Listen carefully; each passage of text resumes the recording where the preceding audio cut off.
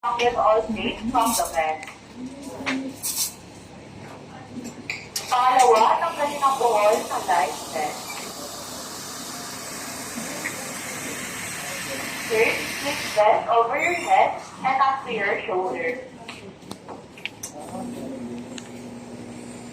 Pangatlo, isuot ang bed sa liig at balikat. Fourth, take things around your waist, chest, and neck. Make sure that all ends are secure and tight.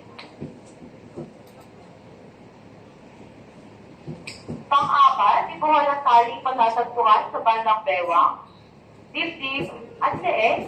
Siguraduhin po lamang na nakatali ito ng mabuti. Familiarize yourself with our exit points nearest your accommodation. They are found on both sides of the forward, mid shift, and up section of the bed. Alamin ang lahat ng labasan sa inyong akomodasyon. Makikita po ito magkabilang bahagi, bandang unahan, gitna, at dulo ng ating barko. All passageway and exit must be clear from any obstruction.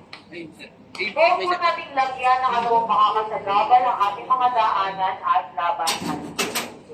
Our ship is equipped with modern and regularly inspected life rafts to ensure the safety of the passengers. Each life raft is provided with a sufficient life support supply. Our well-trained crew will direct further emergency providing during actual situations.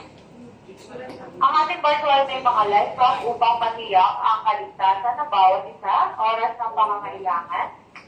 Ang bawat life raft ay may sapat na kagamitan para sa anumang emergency. Naka-off na yung ano. Ang aming crew ay meron din pagsanay at sapat na kaalaman upang tumulong sa inyo sa lahat ng pagkakataon.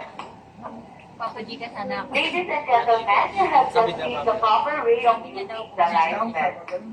Sa lahat ng ating panauhin, niyo pong napanood ang tamang pagsuot at paggamit ng life vest. Thank you and have a pleasant voyage with us. Maraming salamat po at maligayang paglalakbay.